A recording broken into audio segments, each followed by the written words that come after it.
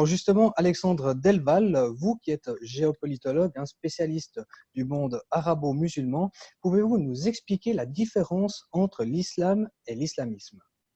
Eh bien, en fait, la différence entre l'islam et l'islamisme, est à la fois simple et compliquée.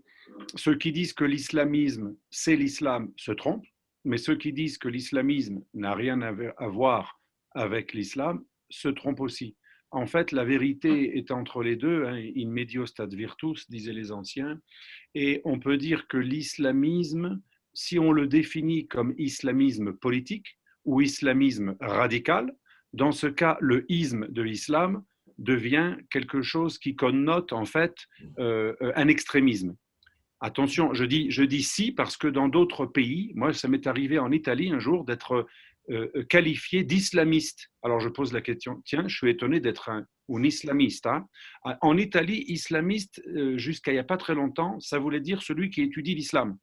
Vous voyez, donc suivant les pays, mais en tout cas en France, à cause ou grâce à mon maître en islamologie qui s'appelait Bruno Etienne, qui était un grand politologue en même temps islamologue, Bruno Etienne avait écrit dans les années 80 un livre, L'islamisme radical, dans lequel il définissait l'islamisme, qui jadis voulait juste dire l'islam, il définissait l'islamisme avec le mot radical comme la tendance de ceux qui ont une vision extrémiste, à la fois très orthodoxe et politique de l'islam. Depuis, par fainéantise, les journalistes ont réduit à islamisme tout court, ce qui prête à confusion, effectivement, pour certains, parce que l'islamisme n'a pas toujours été connoté comme cela, mais c'est une convention.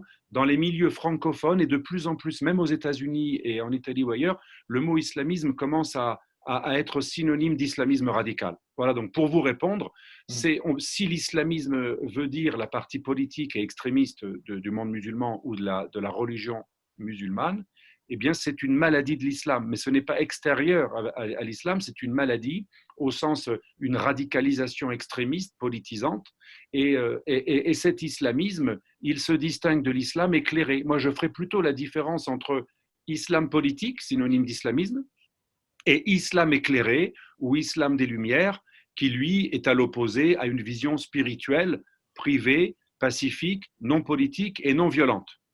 Mais ceux qui disent que l'islam serait l'antithèse de l'islamisme, malheureusement, ce n'est pas tout à fait vrai, car dans l'islam officiel aujourd'hui, il y a toutes les sources théologiques auxquelles s'abreuvent les islamistes, le meilleur exemple étant l'Arabie saoudite qui tient les lieux saints et qui donne le ton sur beaucoup de choses, ou les frères musulmans qui ont depuis très longtemps infiltré la plus grande université du monde sunnite, El-Azhar, ou alors l'ISESCO, l'UNESCO des musulmans, qui s'appuie totalement sur les idées des frères musulmans. On voit bien que entre l'islam mondial orthodoxe, ceux qui produisent un islam orthodoxe officiel, et les islamistes non djihadistes, l'islam politique, la nuance est extrêmement mince. Il y a des rivalités, mais théologiquement, on est pratiquement sur la même ligne. D'où le fait que mon maître, Bruno Etienne, bien qu'étant islamophile, il disait l'islam orthodoxe non réformé,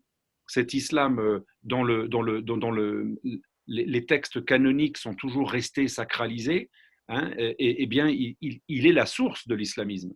Donc c'est très compliqué de devoir dire que l'islamisme a comme source l'islam orthodoxe, sans avoir l'air de confondre les deux. C'est pour ça que moi, j'oppose pas islam à islamisme, j'oppose islam politique, synonyme d'islamisme, à islam modéré ou islam réformiste, c'est-à-dire ça veut dire que l'islam, pour être modéré, et là je conclus cette question, pour être modéré, l'islam est condamné à mettre à l'index une partie de son corpus orthodoxe.